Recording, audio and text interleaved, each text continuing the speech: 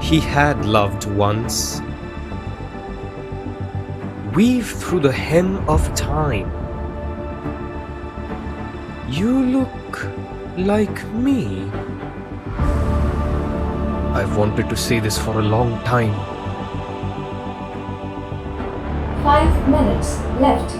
I don't know who or what the fuck you are.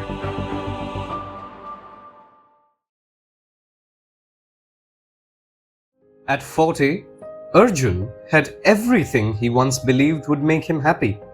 A stable career, a house in a good neighborhood, financial security, respect. What he didn't have was noise. His home carried a stillness that pressed against his chest every lazy afternoon. The kind of silence that reminded him of what had never happened, what he was too afraid to make happen. He had loved once when he was 23. Her name was Meera. Time had not erased the fragment of her lodged in his heart. It had only made the memory more painful, like a lodged bullet that had decomposed the flesh around it. At 23, he had loved her with the kind of love that burns silently.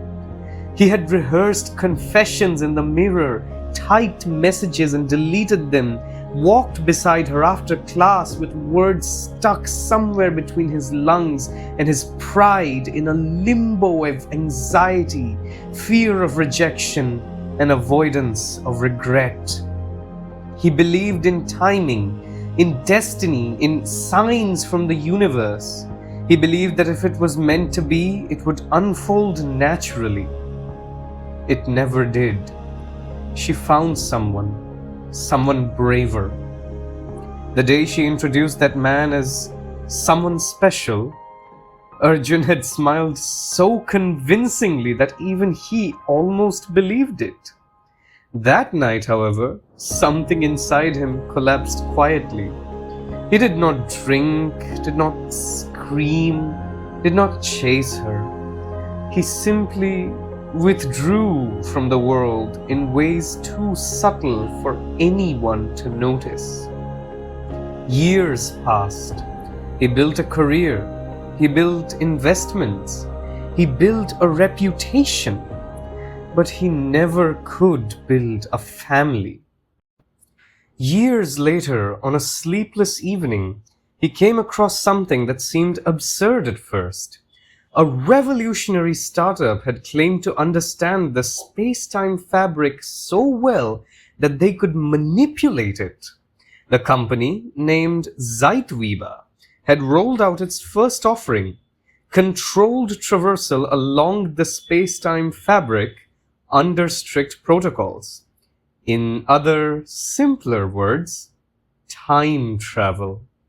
It was experimental, limited, and extremely expensive. The advertisement described it as hemming over the weave of time itself. The traveler could not alter macro-historical events. The traveler must return after a fixed duration, and direct revelation of future events was prohibited. But nowhere did it say he couldn't live for himself. The cost would drain most of his savings, but that would be nothing but a teardrop into the tar pit of his regret. He signed. The machine did not look dramatic or sci-fi. No swirling portals or Frankenstein lightning, just a sterile chamber humming softly. Quite akin to a completely enclosed MRI machine, actually. As he laid inside, he wondered if he was chasing a ghost or finally confronting one. He suddenly found a smartwatch-like machine had come out of the surface he was lying on and fused itself to his wrist. A robotic voice explained, Do not be alarmed. This device will ensure we can locate you and bring you back when your time is over. and it will serve you as your interface. The moment the voice said that, the device manifested a small screen, and while perusing the options menu, Arjun found one called Synchronize Age. Well, that's exactly what he needed. The chance of being 23 once more. He chose yes and pressed travel. Then the world folded. When he opened his eyes, he was standing in the hallway of his childhood home. The paint was the same faded cream. The faint smell of incense drifted from the living room. His heart pounded so violently that he had to steady himself against the wall. From his bedroom came the sound of music playing softly, an old playlist of iconic Bollywood songs he hadn't heard in decades. He walked, and in the process noticed that his left knee no longer had the stiffness he had grown used to. He pushed open the door to his living room. There he was, 23, lean, slightly awkward, sitting at the desk, staring at a blank message window on his phone. The younger Arjun looked up slowly. Their eyes met. For a few seconds, neither spoke. "You look like me," the younger one said finally, standing up. His voice trembled, but curiosity overpowered fear. "No, those tired eyes. You are me." "Yes," the older Arjun replied calmly. "I am you, just further down the road." The younger Arjun laughed nervously. "I'm dreaming." "You're not." Silence stretched between them. How? How is this possible?" the younger one whispered. "I booked a service," the older Arjun replied. "I came back because I wanted to make a change. Do something I didn't have the courage to do for 20 years. A flash of light. Arjun found himself back outside the room. Disoriented, he looked down at the apparatus. Direct revelation of future events attempted. Temporal aberration removed. First warning. He inferred that he could not let his younger self on to exactly what he was trying to do. He had to be more tactical. This time, he said to his younger self, "Looking back, this time was one of the happiest in my life. I just wanted a chance to relive it. And you best believe I paid a pretty penny for this chance." The younger Arjun was unsure, but given his nature, he wanted to avoid confrontation. "So what happens now? What am I supposed to do? Surely the two of us cannot be seen together." The older Arjun glanced around the room. The bed, the desk, the textbooks, the nervous energy of youth hanging in the air. "Of course, I will need you to stay here," he said carefully. "I will deal with college and I will need your phone in case anyone suspects anything. Think of it as a dopamine detox. Besides, I know you are super stressed about your semester exams." The younger Arjun hesitated. And you promise you won't mess anything up?" A faint smile touched the older one's face. "I've already lived your life once, Arjun. I won't interfere with anything important." That was not entirely true, but he wasn't lying either. In his mind, he hadn't come to change the course of fate. He had come just to experience what life could have been like if he had not made what he believed to be the greatest mistake of his life. The arrangement began the next day. The older Arjun wore his younger self's uniform and walked into the college campus that until now was just a memory. The trees were taller in recollection, the corridors narrower. Students moved with that careless certainty of people who believed that life would figure itself out. And then he saw her. Meera stood near the library steps, sunlight caught in her hair. She was laughing at something a friend had said. That sound struck him like a physical force. For a moment, 40 years of loneliness just dissolved. He approached her with the confidence he had acquired through decades of boardroom presentations and critical negotiations. When she turned towards him, surprise flickered in her eyes. Arjun, you look different today. She said, smiling. Different good or different strange? He asked. She tilted her head playfully. Different, brave. He laughed softly. I suppose it was high time I made a change. They began talking more that week. The older Arjun did not hesitate. He did not wait for signs. He did not consult destiny. One evening, under the quiet glow of the campus lights, he stopped walking and faced her. Meera, I can't keep this a secret anymore. I love you. I have for a long time. There was no hesitation in his voice, none of the characteristic fear and nervousness Meera had come to expect. She looked at him carefully, searching for doubt, finding none. I was wondering how long you'd take. She replied, her smile widening. I thought you'd never say it. His chest tightened. You mean? Yes, She said gently. I feel the same. Joy at 40 feels different from joy at 23. It carries relief, disbelief, and gratitude all at once. When she took his hand, he felt something inside him realign, like a shoulder joint set properly after decades of being dislocated. Their relationship blossomed quickly. They shared tea after lectures, whispered about impossible futures, argued about movies, laughed at private jokes. He allowed himself to feel everything fully and without restraint. And as the older Arjun started to lose himself in the euphoria of realizing his fantasies, one night he slipped up. After attending the college's annual fest together, he and Meera got drunk at a club. In the heat of the moment, his decision-making addled by alcohol, he blurted out, "Why did I not confess to you before?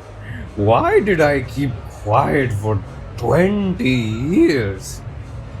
20 years? Meera perked up suddenly. What are you talking about, Arjun? Older Arjun sat up straight, eyes wide open in shock. Just as the gravity of his mistake began to set in, the apparatus on his wrist flashed again. This time he found himself in front of a urinal.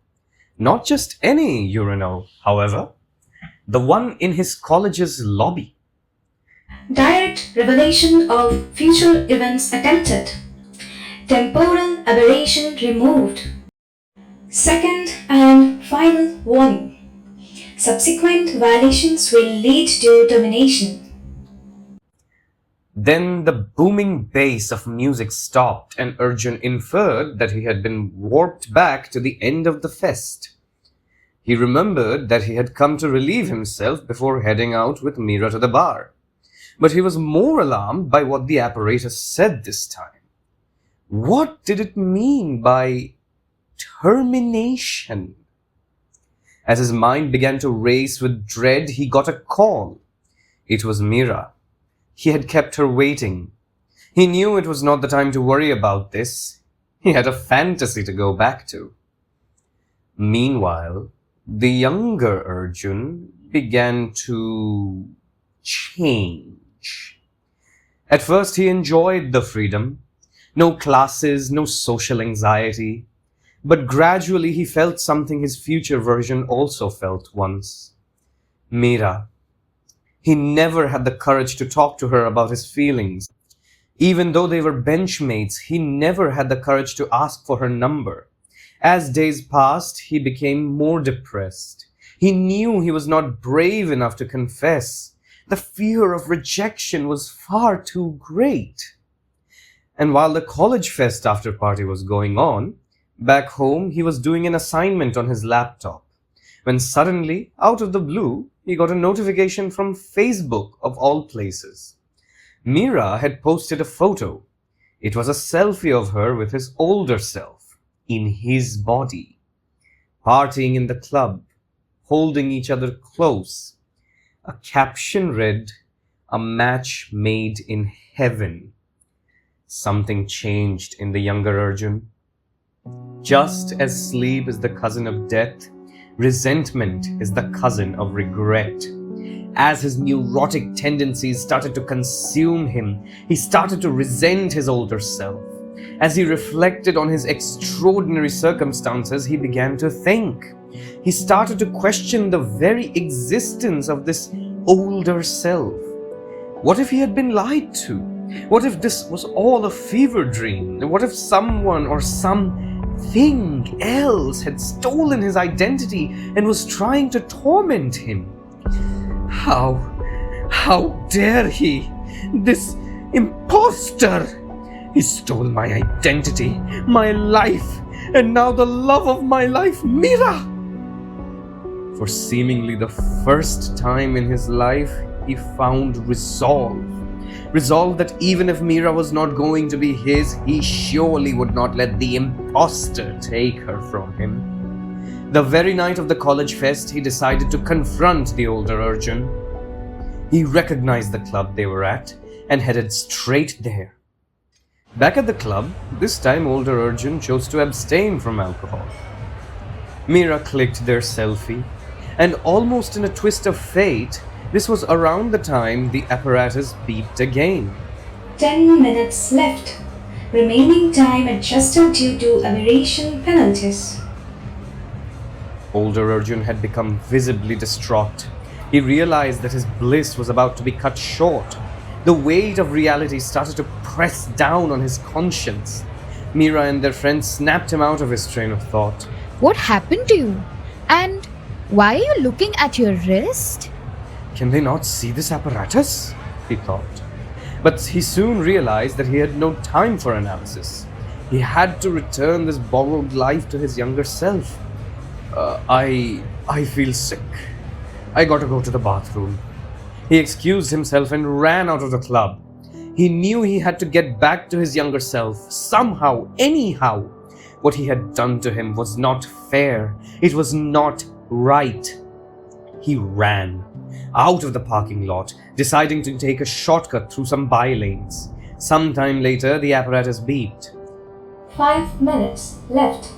He started to run faster, as fast as his legs would take him. On a dimly lit street, he saw his younger self coming toward him. He had decided to take the same route as his older self. His eyes no longer had uncertainty or nervousness. They were instead consumed by anger and hatred, the likes of which the older self had never felt. I don't know who or what the fuck you are, barked the younger Arjun. But I am not letting you take my life from me. You will not take Meera from me. 3 minutes left. Arjun, I can explain. I did not mean for this to happen. This isn't how this was supposed to go. Save your breath, imposter. There is nothing you can say or do to make up for what you have done to me.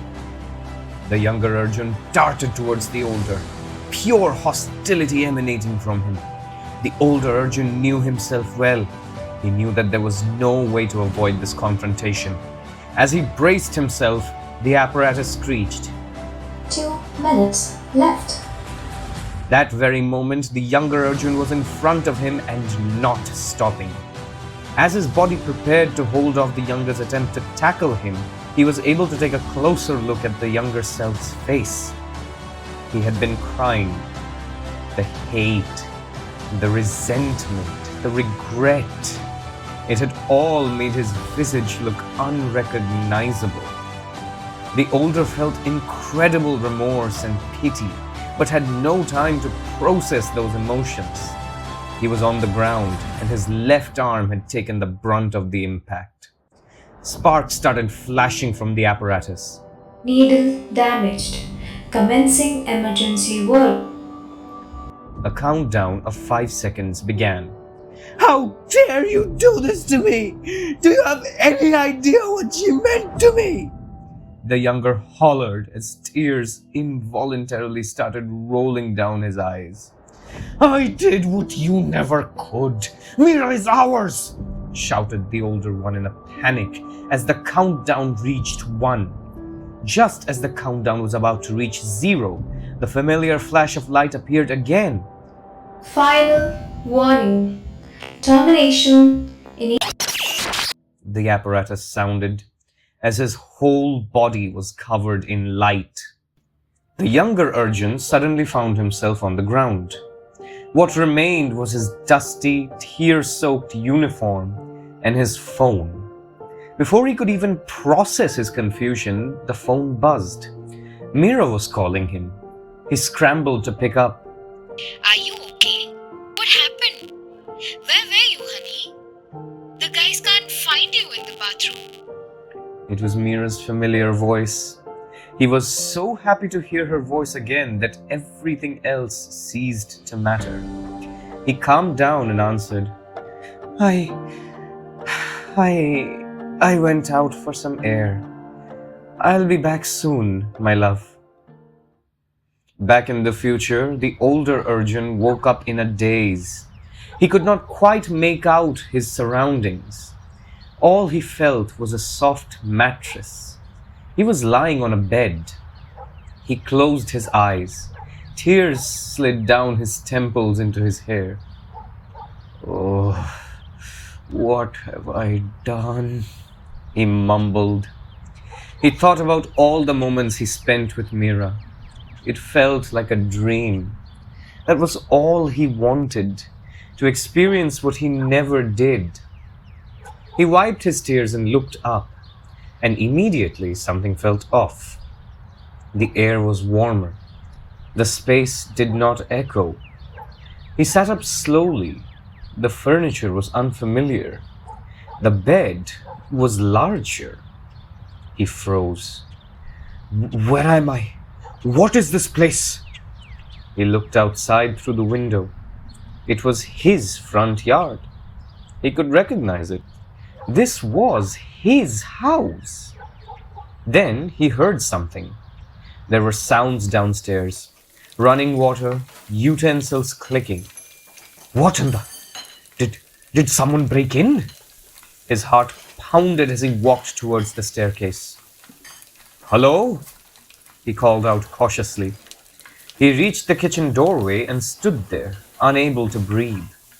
A woman stood at the stove, her hair loosely tied, wearing a simple home dress. She turned around. A familiar voice said, Oh God, I was so worried. Are you okay? What happened? Where were you, honey? He saw her. Not 23. Not a memory. Her. Lines near her eyes. Familiar warmth. Familiar voice. He felt his knees weaken. Meera? Yes, dear. You feeling all right now? I made your favorite milkshake. He crossed the room in seconds and pulled her into his arms, holding her as if the universe might snatch her away. He buried his face in her shoulder and cried, not from regret this time, but from release. Arjun? She said softly, surprised. What happened? Why are you crying? The house, once painfully silent, was now filled with warmth. What happened to me? How did I get back here? You were unconscious on the road near the Weber office. They called, said that you had a heat stroke. I was worried sick. Zaid Weber? As he said that, he felt something sting his left wrist. He was so overwhelmed with what had been happening that he didn't notice that all this time the device was still fused to his wrist. Oh dear.